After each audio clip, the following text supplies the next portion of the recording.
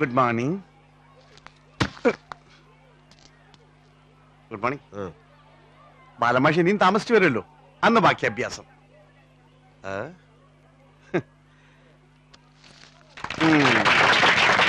Silence.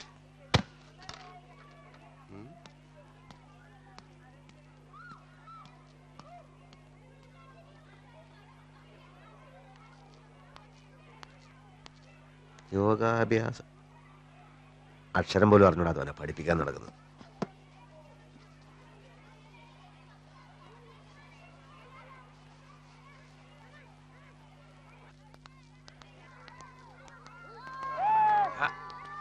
കിട്ടും. കുട്ടികൾക്ക് എന്നെ വലിയ പേടിയാ.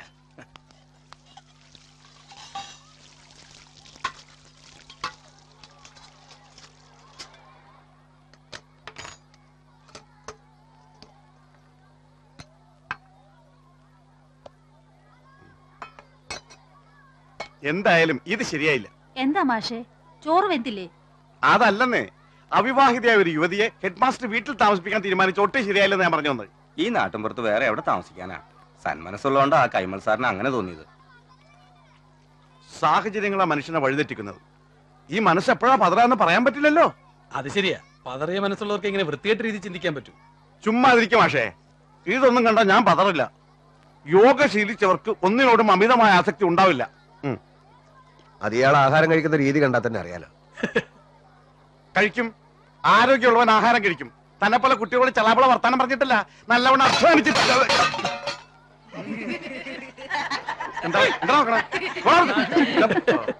ബുദ്ധമതം സ്വീകരിച്ചതിന് ശേഷം അശോക ചക്രവർത്തിയിൽ അത്ഭുതകരങ്ങളായ മാറ്റങ്ങളുണ്ടായി. ഒരു രാജാവിന്റെ എല്ലാ സുഖഭോഗങ്ങളും വിനോദങ്ങളും അദ്ദേഹം വേണ്ടെന്ന് വെച്ചു. രാജാവിന്റെ പാചകശാലയില് ക്രമേണ ഈ മാംസഭക്ഷണം വേണ്ടെന്ന് വെച്ചു. എന്ന് വെച്ചാൽ നമ്മൾ ഈ മാംസഭക്ഷണം എന്ന് പറയുമ്പോൾ ഈ പക്ഷികളെയും മൃഗങ്ങളെയും ഒക്കെ കൊന്നിട്ട് ഇവിടെ ഇവിടെ ഇവിടെ ഈ പക്ഷികളെയും മൃഗങ്ങളെയും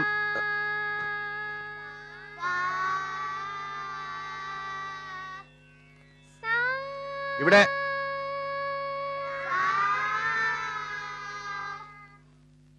ഇപ്പൊ നിങ്ങൾക്കറിയാം നമ്മുടെ നാട്ടില് ധാരാളം മൃഗാശുപത്രികളൊക്കെ ഉണ്ട്. പക്ഷെ അന്ന് അങ്ങനെയൊന്നും ഉണ്ടായിരുന്നില്ല. അഹിംസാവാദിയായ രാജാവ് ഇവിടെ ഇവിടെ ഇവിടെ ഇവിടെ അഹിംസാവാദിയായ രാജാവ് ഇവിടെ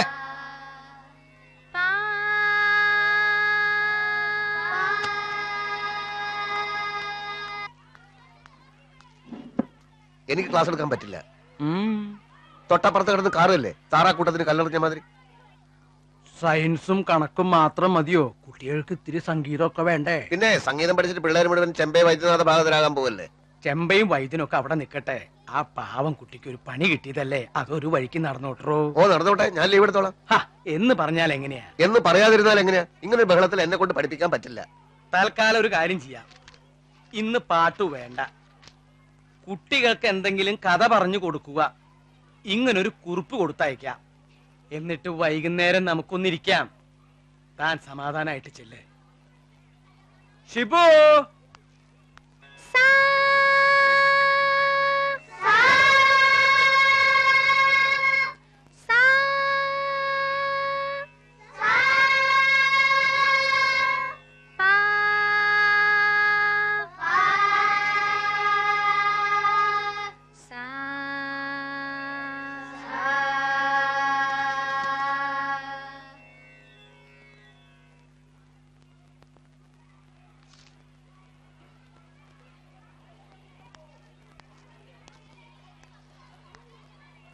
അപ്പോൾ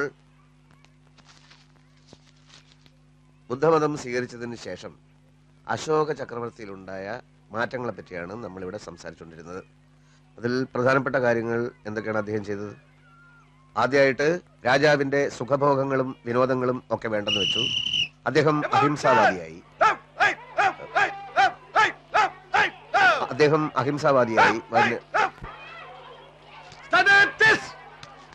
Attention! Exercise begin! 1, 2, 3, 4, 5, 6, 7,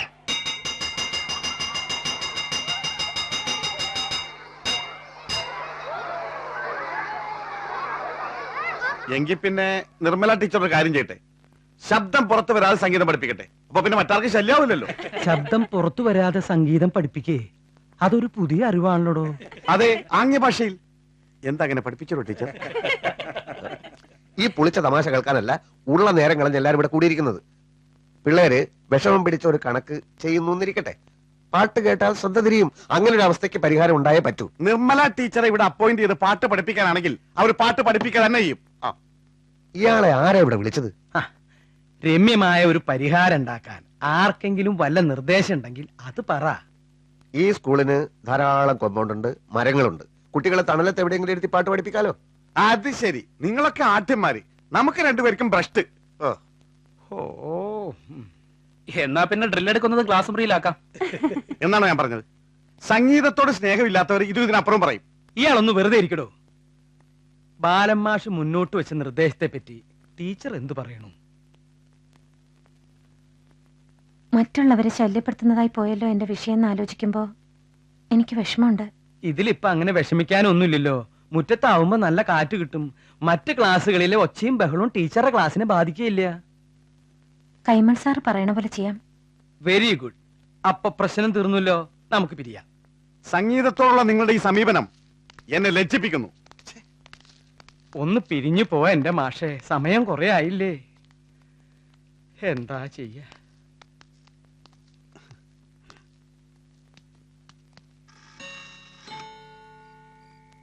എന്തായി സമയം? 8:30 മമ്മേ.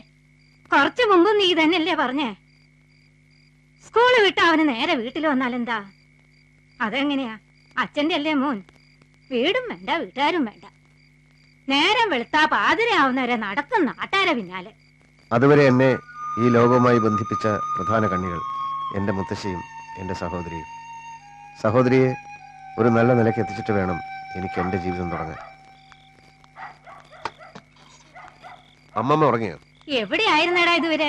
അത് അറിഞ്ഞില്ലേ, വേലായുധന്റെ അച്ഛന് ശ്വാസം മുട്ട് കൂടിയിട്ട് ആശുപത്രിയിൽ അഡ്മിറ്റ് ചെയ്തിരിക്കുക. ഒന്ന് കാണാൻ പോയതാ.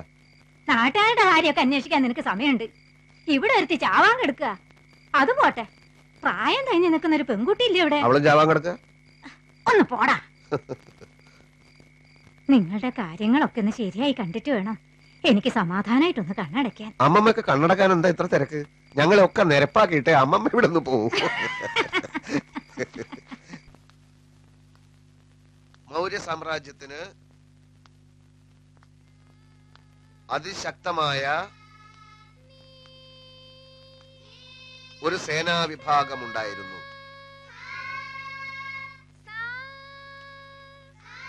പൗരാണിക സമ്പ്രദായം അനുസരിച്ച്